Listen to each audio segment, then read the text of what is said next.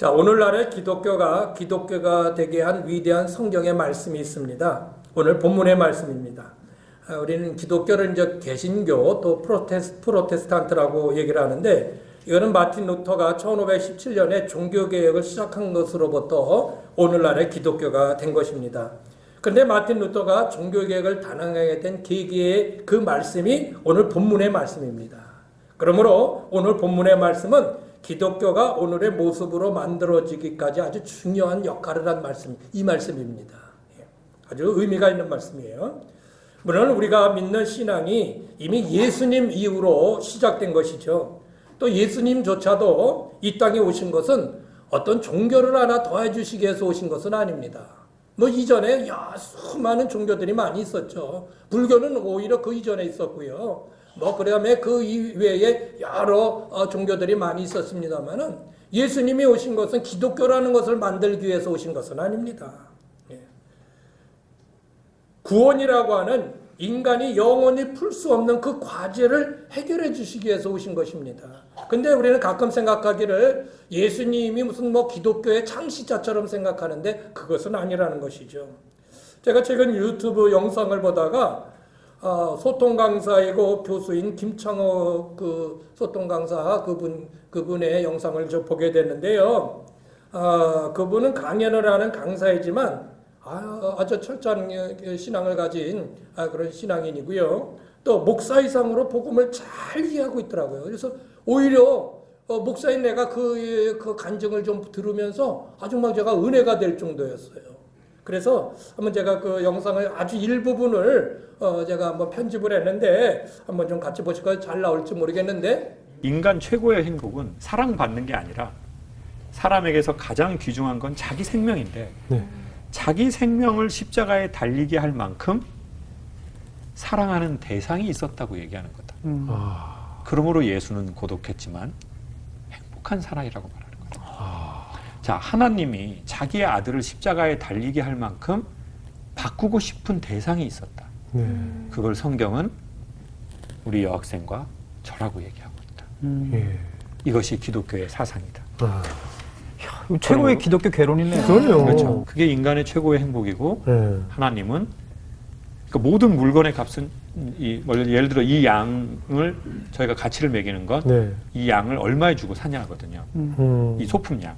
제가 딱 봤는데 비싸지 않습니다. 자, 이건 한 2만 원, 2만 원도 아깝습니다. 자, 그러면 15,000원입니다. 그럼 15,000원인데 그러면 이 양은 15,000원 값이잖아요.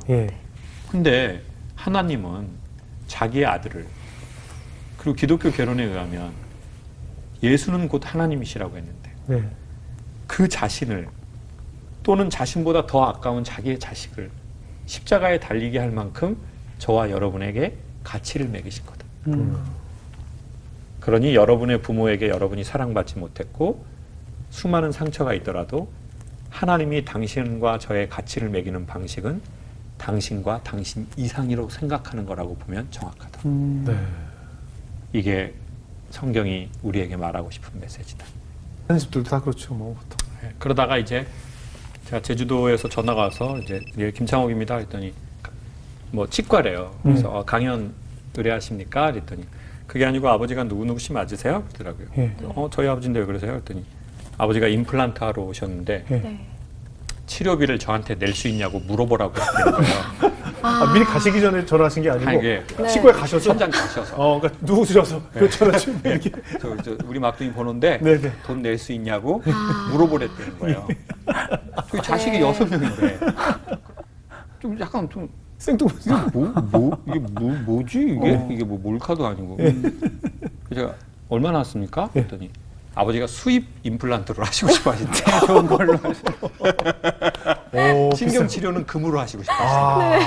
최고로. 근데 제가 임플란트가 저는 비싼지 몰랐거든요. 비싸죠. 근데 그게 수입 임플란트가 또 여러 개 하니까 가격이 꽤 꽤 나오죠. 보험도 안 되고. 근데 저보고 낼 거네요. 이게 뭐지? 제가 제가 할게요. 계좌번호 주시고 잘 부탁드립니다. 근데 갑자기 그분이 근데 할아버지가 전화 받고 달래요? 이러는 거예요.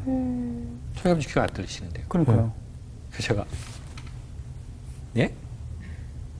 저희 아버지 귀 안 들리는데 진짜. 아 모르겠어요. 할아버지가 계속 전화를 받고 내는데 어떡하실 거예요? 막 이분도 막 짜증을 내시는 거예요. 아버지가 막 이렇게 뭐라 하니까 할아버지들이 그러잖아요. 네. 제가 바꿔주세요. 근데 정말 이때 그 시간이 천천히 가는 때가 있잖아요. 영화처럼. 근데 마치 이런 느낌인 거예요. 저한테 핸드폰 주면서 하나님이 전화하셨는데 받으시래요. 그럼 내가 하나님하고 지금 다이렉트로 내가 통화를 하는 건가? 그냥 아버지하고 전화를 한 번도 해본 적이 없잖아요. 그렇죠. 저는 전화 이렇게 있는데 진짜 아버지가 말하시는 거예요. 귀가 안 들리는 분들이 소리를 크게 하거든요. 전 그냥 가만히 있고. 전 도대체 아버지가 나한테 생애 최초로 뭐라고 말하는지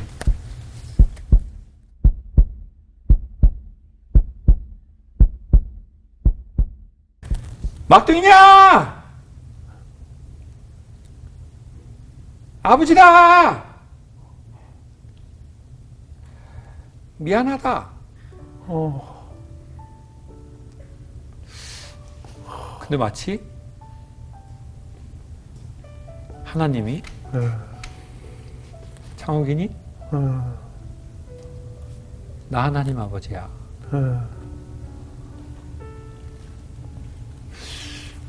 근데 이게 미안하다는 말을 되게 작게 하시는 거예요. 그러니까 진짜 미안하신 것 같아요. 그렇죠. 제가 막 성장하면서 우리 아버지는 자식들한테 미안하다고 한 번씩은 해야 돼. 그리고 엄마한테 미안하다고 말해야 돼. 그렇죠. 이 생각으로 계속 자랐는데 네네. 막상 미안하다고 하니까 그렇죠. 이게 기분이 좋은 게 아니라 아버지 그 미안하다고 하지 마세요. 힘들게 저기 일해서 키웠으니까 돈 내라고 하세요. 제가 이렇게 말을 하려고 그랬는데 이미 전화를 또 끊어버리셨더라고요. 그냥 당신 말만 하시고. 아, 그리고 아버지가 나를 부르는 첫 소리. 아버지다. 처음 전화 너머로 들었던 첫 그렇죠. 메시지. 아버지다. 마치 하나님이 인간을 부르실 때 성경에서 인간을 부르시는 소리가 있거든요. 잘 보셨어요? 네. 여러분, 성경이 인간을 향하여 선언한 말씀이 있습니다. 그것은 인간은 의인이 될 수 없다는 겁니다. 인간은 의인이 될 수 없어요. 다른 말로 말하면 나는 이렇게 올바르게 살았어. 나는 이런 의로운 사람이라고 당당히 하나님 앞에 나올 수 있는 사람은 없다는 겁니다. 그러면 뭔가요? 다 부족할 수밖에 없는 죄인이다. 이게 성경의 선언이에요. 선언이에요. 여러분 여기 누구 한 사람이라도 난 뭐 올바르게 살았어. 난 하나도 난 뭐 다른 사람한테 잘못한 거 없고 죄 진 거 없고 나는 정말 백정 아주 완전 무결한 사람이라고 할 수 있는 사람이 있겠느냐는 거죠. 그렇지 않다는 겁니다. 사람이야 저 사람은 좀 죄가 덜한 사람, 저 사람은 죄가 아주 많은 사람이라고 말할 수 있지만 하나님 앞에서는 다 죄인이라는 거예요. 죄인. 예? 먼저 인간이 그걸 알아야 돼요. 그거를 모르니까 교만하고 내가 잘났다고 생각하게 되는 것이죠. 예. 하나님은 그러나 누구에 대해서 좀 덜한 죄인, 누구는 아주 극악무도한 죄인 그런 것은 없습니다. 하나님 앞에. 다 고만고만한 다 죄인들이에요. 왜? 의인 자체가 없으니까요. 의인 자체는 없단 말이에요. 그러니까 다 그냥 그만한 죄인이에요. 누가 뭐 엄청나게 잘못했어요? 누가 뭐 아주 의롭게 사는 것 같아요? 하나님 볼 때는 다 거기서 거기라는 것이죠. 그렇다면 해결해야 될 하나의 문제가 남아 있습니다. 그게 뭘까요? 인간의 죄의 문제입니다. 이거는 어떻게 해야 합니까? 이건 남아 있다는 것이죠. 죄를 그대로 안고 하나님 앞에 가면 죄값을 치러야 합니다. 근데 그 죄값이라는 게 뭐 징역 3년, 5년, 10년이 아니에요. 영원히 헤어날 수 없는 고통의 형벌. 우리가 잘 아는 지옥의 형벌이 있단 말이에요. 나는 잘 살았다고, 멋지게 살았다고, 올바르게 살았다고 하는데 하나님 앞에 가니까 여전히 죄인이더라는 것이죠. 그러면 당연히 죄인의 값을 받아야죠. 어쩔 수 없이요. 이 문제를 해결하기 위해 하나님은 복음이라는 것을 사용하셨습니다. 인간 스스로 의로워질 수 없으니 방법은 하나님이 의롭게 해줘야 된다는 거예요. 내가 스스로 깨끗하게 살아서 의로워지려고 했는데 안 되더라는 겁니다. 방법은 뭡니까? 하나님의 의롭다고 인정해 줄 수밖에 없다는 것입니다.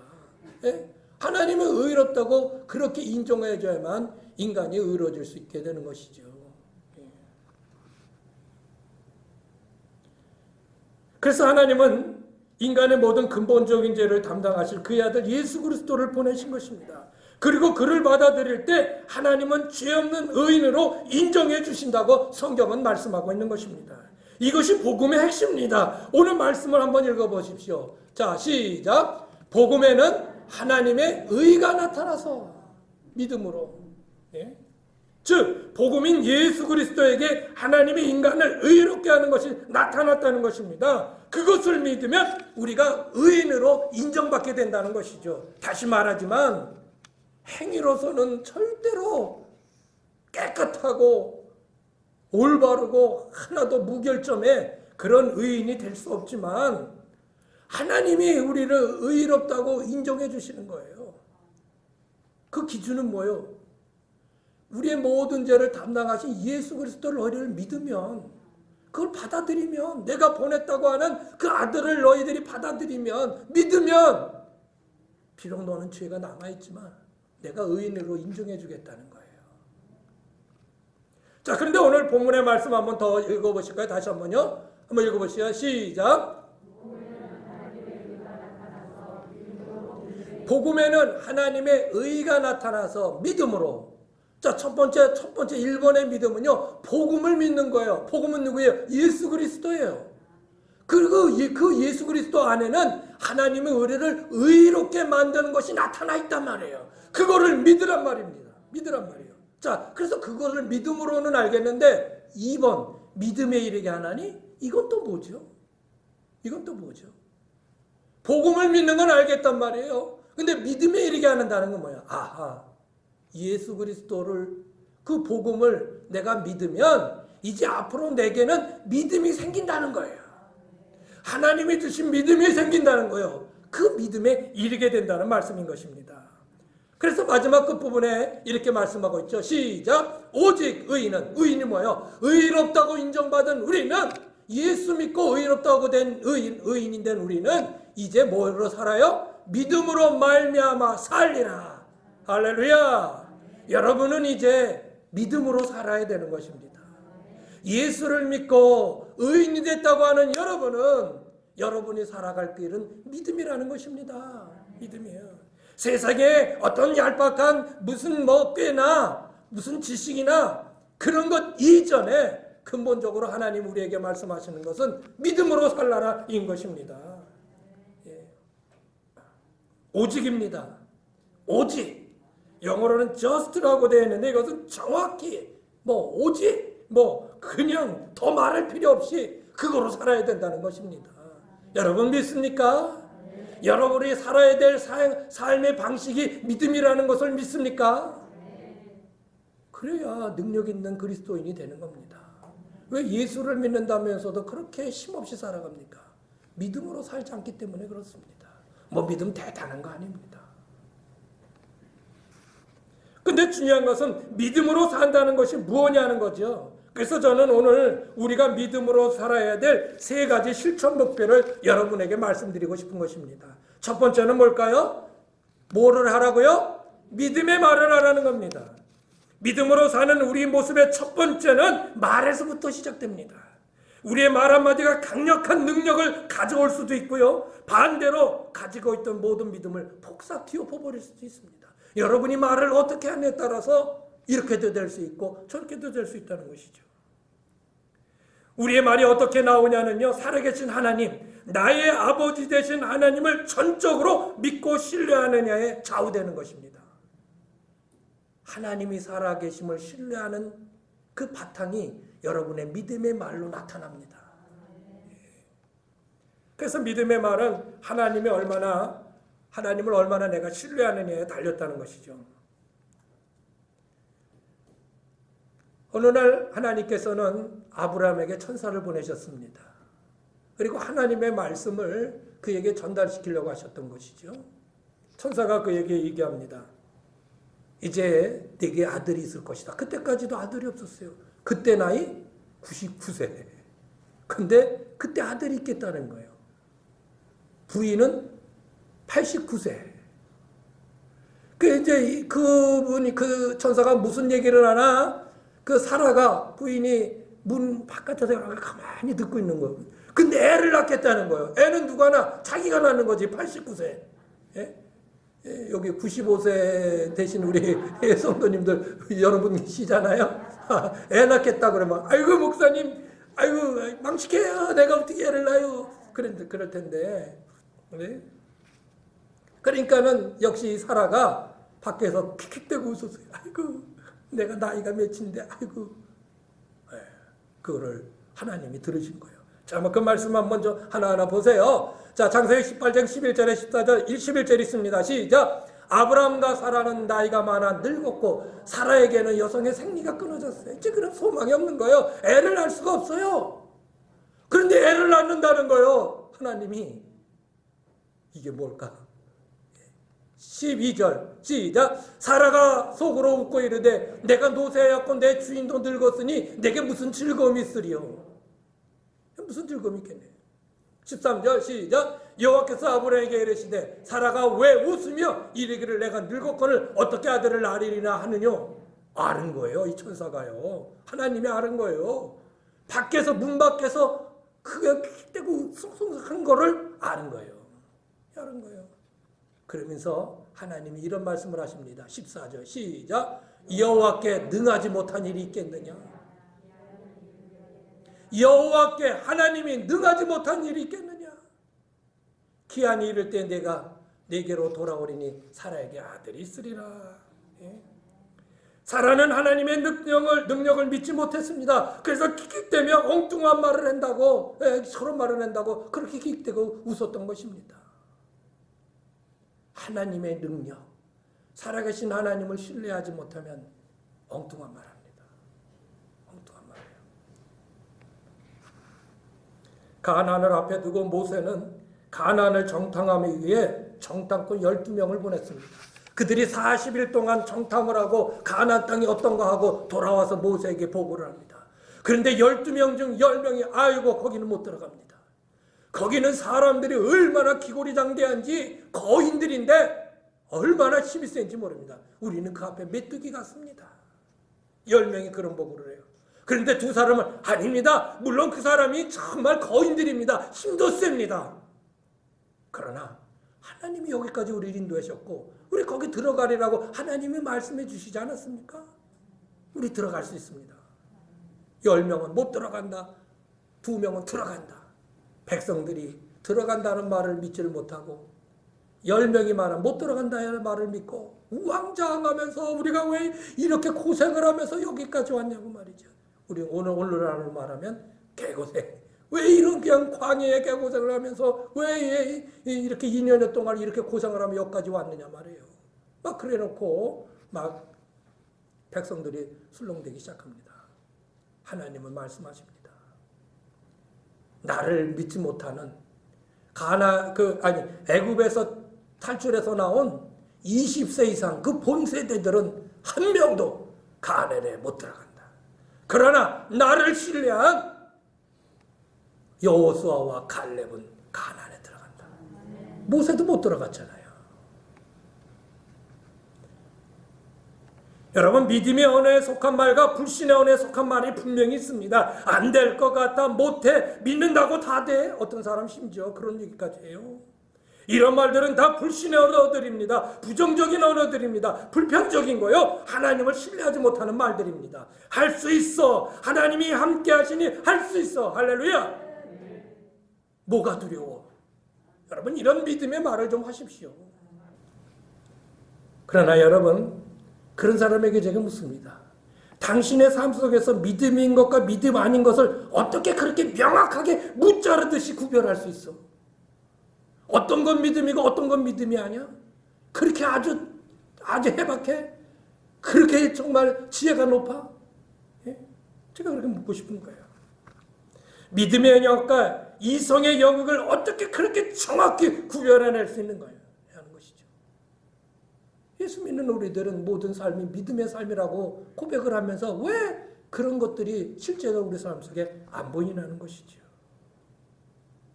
저의 신념은 일단 말에서부터 우리의 믿음을 다져나가자는 것입니다. 좀 크게 한번 해보실까요? 아멘. 예, 그래서 여러분 먼저 좀 긍정적이고 할 수 있고, 예, 그렇게 우리의 말의 언어들을 좀 변화시켜 보십시오. 제가 어떤 한 사람은요, 말을 해보는 수십 번, 수백 번 말을 해보는데, 예, 한 번도 긍정적인 말을 제가 들어본 역사가 없어요. 들어본 역사가 없어요. 예. 두 번째는 뭐예요? 믿음의 행동을 하라. 믿음의 행동을 하라. 우리의 믿음이 말로 끝나면 그것은 공허한 메아리고요, 외침에 불과합니다. 믿음은 바로 행동으로 옮겨질 때 그곳에서 하나님의 역사가 나타납니다. 예? 마태복음에 보면요, 제자들이 배를 타고 갈릴리 바다를 지날 때가 있었습니다. 그런데 갈릴리 바다를 지나는데 그냥 밤중인데 막 파도가 치는 거예요. 그래가지고 막 배가 많이 흔들립니다. 근데 예수님은 육지에 머물고 계셨거든요. 예, 육지에 그렇게 머물고 계셨습니다. 근데 막 파도가 치고 배가 흔들리는데 저 바닷가쯤에서 어떤 한 사람이 걸어오는 거예요. 보니까는 이게 유령 같아요, 유령. 그래가지고 제자들이 유령이다 하고 막 소리를 치는 거예요. 그랬더니 예수님께서 내다, 두려워하지 말라. 예수님이 물 위로 걸어오시는 거예요. 세상 사람들은 아이고 세상에 어떻게 사람이 물 위를 걸어. 그러나 우리는 하나님의 능력으로 못하는 것이 있어? 라고 대답하는 것입니다. 그러니까 베드로가요, 주님, 만약 주님이시거든 나를 명하여 물 위를 좀 오라고 해주세요. 그러니까 와라. 그랬더니 그 말을 듣고 이제 베드로가 그의 발을 바다에 하나, 둘 옮겨놓기 시작합니다. 갈릴리 바다를. 어느새 그가 바다를, 갈릴리 바닷가를, 그 물 위를 걷고 있는 것이었습니다. 여러분, 주님이세요. 그러면 주님이면 나를 좀 오게 해주세요. 글로 가게 해주세요. 그랬을 때, 그래 와라 했을 때 만약에 행동으로 옮기지 못했다면 성경은 아마 그는 여전히 배에 있었더라 이렇게 기록했을 거예요. 그런데 베드로가 발을 띄어서 믿음의 행동을 하니 역사가 나타난 겁니다. 역사가 나타난 거예요. 예. 믿음은 행동입니다. 예수님의 동생 야고보는요, 야고보서에서 행함이 없는 믿음은 죽은 것이라고 그렇게 말씀하고 있습니다. 심지어 야고보는 너 믿음 있다고? 그래 너는 말로 해. 나는 행동으로 보여줄게. 그렇게까지 하는 것이죠. 믿음의 행동을 통해 하나님은 그 가운데 역사하신다는 것입니다. 예수님께서도 말씀하십니다. 구하라. 그러면 주실 것이요. 찾으라. 그러면 찾을 것이요. 두드리라. 그러면 열릴 것이니. 구하고 찾고 두드리는 것은 다 행동을 의미하는 것입니다. 믿습니다 하고 틀어놓아서 있어 절대로 안 됩니다. 믿어? 그럼 너 가! 나가! 이겁니다. 여러분 안에 뭔가 믿음을 가지고 있습니까? 행하십시오. 아니 그래야지 들어넣어가지고 믿습니다. 주여 감 떨어지게 해주세요. 아닌 것이죠. 예수님은 말씀하십니다. 너희는 세상의 빛이다. 너희는 세상의 소금이다. 그렇게 말씀하십니다. 그런데 이것은 행동을 말씀하는 거죠. 만약에 이것이 그저 구호로만 남는다면 아무 의미가 없습니다. 너 세상의 빛처럼 살으라는 거예요. 세상의 소금처럼 살라고 하는 거예요. 심지어는요, 마태복음 7장 21절에 예수님이 이렇게 말씀하십니다. 시작! 나더러 주여 주여 하는 자마다 천국에 다 들어갈 것이 아니요 다만 하늘에 계신 내 아버지의 뜻대로 행하는 자라야, 행동하는 자라야 들어가리라. 예수님은 행동하는 믿음을 천국에까지 연결시킨 것입니다. 왜 행동하지 않아서 그리스도인들은 말만 잘하라는 그런 얘기를 우리가 들어야 합니까? 안 됩니다. 행동해야 합니다. 행해야 합니다. 사랑합니까? 하나님이 사랑하라고 말씀하시죠? 여러분 우리 사랑해야 합니다. 왜 이렇게 아멘이 이렇게 그냥 정초부터 힘이 없으셔? 예? 여러분, 하나님이 우리를 향해서 너희는 모든 이웃을 네 몸처럼 사랑하라고 말씀하십니다. 사랑해야 합니다. 그러면 행동하십시오. 여러분의 사랑을 올 한해 보여주세요. 그 누군가에게 아무에게나 상관없어요. 여러분의 사랑을 보여주세요. 보여주세요. 믿음이 있다면 그렇게 사는 것입니다. 마지막 세 번째는 뭘까요? 뭐를 하라고요? 믿음의 결단을 하라는 것입니다. 믿음의 결단. 하나님께서는 우리의 삶 속에 때로는 믿음의 결단을 요구하실 때가 있습니다. 결단은 개인적인 느끼는 것에 따라 다 다를 수 있지만요, 어떤 에게는 사소한 결단일 수가 있어요. 그러나 어떤 정말 큰 결단을 해야 될 순간이 닥쳐올 때가 있습니다. 근데 결단하지 못하고 어물쩡어물쩡해요. 근데 이제 겨울이 다 끝나지 이제 봄이 오기 전에 뭐를 하냐면 얼음배를 탑니다. 얼음을 뭐 여러분 아시는 이제 약간 일부 이제 이렇게 물이 흘러 녹아요. 그러면 얼음을 이렇게 동그랗게 깹니다. 그러니까 얼음 가운데다가 구멍을 뚫어요. 그래서 나무를 이렇게 넣어가지고 이 나무로 쫙 찌면 얼음이 쫙 그 녹은 지역으로 이렇게 갑니다. 해보셨지요? 안 해보셨지요? 안 해보셨으면 말을 하지 마시오. 그렇게 한번 해보세요. 그래가지고 이렇게 쭉 찢고 나갑니다. 그런데 이게 나가다가 이게 얼음이 좀 많이 이게 약해졌기 때문에 없어요. 이게 그냥 가운데로 쫙 갈라지네.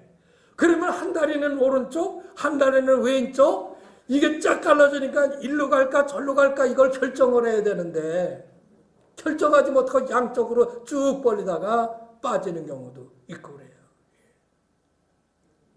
결정을 해야 되는데 이쪽으로 갈 거요, 이쪽으로 갈 거요. 결단해야 되는데 그럴 때 여러분 믿음의 결단을 하시길 바랍니다. 그러면 믿음의 결단이 뭘까요? 이 세상 사람들의 결단과 뭐가 다를까요? 세상 사람들의 결단은요, 자신에게 얼마나 유익이 있는가에 따라 결단을 합니다. 그러나 믿음의 결단은 그것이 아닙니다. 하나님께 나의 결단이 얼마나 영광이 되고 하나님에게 유익이 될 수 있을까? 우리는 그런 결단을 해야 합니다. 내 자신의 유익을 위한 것이 아니고 하나님을 위한, 하나님의 영광을 위한 결단이 되어야지 하는 것입니다. 세상의 결단의 판단 기준은요, 자신의 지성과 이성입니다. 자신의 아주 높은 이 지식적인 것, 아주 이성적이라고 말하는 것을 가지고 아주 예리하게 결단합니다. 이렇게 하는 게 좋겠다, 저렇게 좋겠다. 우리는 물론 그런 지식과 이성도 가지고 있죠. 그러나 근본적으로 우리의 결단의 기준은 하나님의 말씀과 하나님의 뜻입니다. 하나님의 말씀에 맞지 않으면 우리는 그 결단하지 말아야 합니다. 하나님의 뜻에 맞지 않으면 하지 말아야 합니다. 세상의 결단은 자신이 얼마나 편하게 누리며 살 것인가를 결단하고 그거를 바라보고 결단합니다. 그러나 믿음의 결단은 무엇입니까? 오히려 고난과 핍박을 각오하며 결단하며 심지어는 죽음까지도 불사해야 될 결단이 있을 수 있습니다.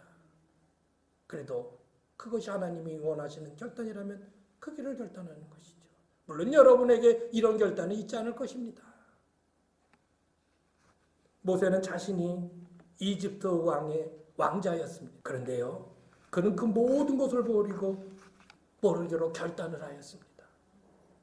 그 왕궁에서, 이집트 큰 나라 왕궁에서 얼마나 즐거운 생활, 기쁜 생활, 풍족한 생활을 하겠어요. 그런데 나 버린다 하고 결단을 합니다. 성경은 히브리서 11장 24절에서 25절 이렇게 그것을 소개하고 있습니다. 시작! 믿음으로, 뭘로요? 믿음으로 모세는 장성하여 바로 공주의 아들이라 칭함받기를 거절하고 도리어 하나님의 백성과 함께 고난받기를 잠시 죄의 나를 누리는 것보다 더 좋아하고 자기의 왕자된 것을 버리고 하나님의 이끄시는 믿음을 따라 결단하였다. 그 말씀을 하고 있는 것입니다. 브루스길라와 아굴라는요, 고린도에 살았습니다. 근데 바울이 그곳에 와서 복음 전도를 합니다. 그랬을 때 그가 복음을 받아들이고 그가 이제 그의 집을 또 자기의 모든 생업을 그의 바울의 그 전도하는 그 선교 사역을 하는데 그 제공을 했던 것입니다. 예수님의 제자 마태는요, 세리였습니다. 오늘날 하면 지방의 세무소장 정도 될 수 있겠죠. 돈이 많은 사람이었습니다. 풍족한 사람이었습니다. 부러울 것이 없는 사람이었습니다.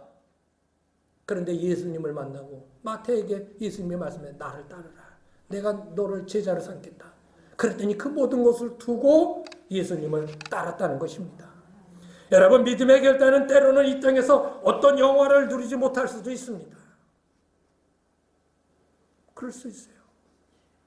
네. 저도 목사가 되기까지는 수없는 갈등이 있었고 결단해야 될 것들이 있었습니다.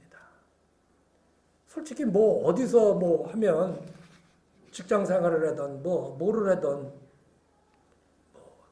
이거보다 더 할 수 있었을지도 몰라요. 할 수 있었겠죠. 그러나 하나님은 이쪽 길을 저로 하여금 결단하게 하신 거예요. 제가 신학교 공부하면서 저는 계속 공부만 하는 그쪽으로 나아가고 싶었어요. 근데 웬일인지 자꾸 막혀요. 그래서 휴학하고 또 휴학하고 또 다니다가 그만두고 또 다니고. 제가 알고 있는 그 은사 스승 목사님이, 그래 언제까지 그럴래나, 이전도사 언제까지 그럴래나, 좀 목회를 해야지. 그 말 듣고 이제 대학원을 목회하는 쪽으로 가서 오늘 여기에 이르게 된 것입니다. 어떤 이들은 믿음의 결단으로 자신의 일을 버리기도 했고요.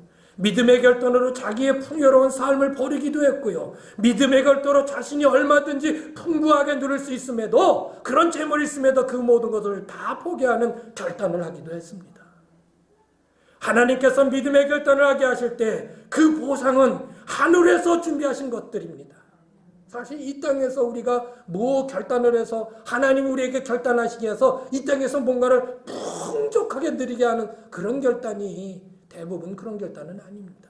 물론 하나님께서 그런 결단을 함으로 이 땅에서 영광을 누려야 할 이유가 있다고 그렇게 생각하시면, 그렇게 하나님께서 생각하신다면 그럴 수도 있겠죠. 그러나 우리의 대부분의 결단은 하늘의 상으로 준비되어진 것들입니다. 이거를 바라보고 나가는 게 그리스도인이고, 이거를 모르고 그저 이 땅의 것만 최고인 줄 알고 이 땅의 것들만 바라보고 이 땅의 것만 풍족히 누리며 살아갈 수 있다고 살아가는 사람들이 세상 사람들입니다. 여러분은 어느 편에 쓰셨습니까? 당연히 그리스도인의 그 측에 속한 분들이지 않습니까? 그러면 믿음의 결단을 하십시오. 뭔가 하나님이 기뻐하시는 결단들을 하십시오. 여러분의 삶이 엄청나게 크게 변화되지는 않을 수 있을 것입니다. 그러나 여러분이 하나님 앞에 믿음에 결단한 것들은 하나님께서 분명히 두고 보십니다. 분명히 보고 계십니다. 올 한 해 여러분이 그런 아름다운 믿음의 결단을 하시는 여러분 모두가 되시기를 주의 이름으로 부탁합니다. 말씀을 마치겠습니다. 오늘 새 첫줄 말씀으로 오직 제사함 받은 의인인 우리는 믿음으로 살아야 한다라는 것을 말씀드렸습니다. 그렇다면 믿음의 삶은 과연 구체적으로 뭘까요? 믿음의 말을 하라는 겁니다. 믿음의 말을 하라는 겁니다. 왜 어느 속에서부터, 말에서부터 우리의 믿음이 엎어지는, 우리의 믿음이 해이해지는 그런 말들은 아니야. 그러지 말자. 믿음의 행동을 하라. 믿음이 있어? 그러면 행동으로 보여주라는 거예요. 행동으로 보여주라. 마지막 세 번째는 하나님이 기뻐하시는 믿음의 결단을 하라. 온 한 해 여러분의 믿음의 삶을 사심으로 그 가운데 놀라운 하나님의 역사를 경험할 수 있는 이 하나가 되시기를 주의 이름으로 축원합니다.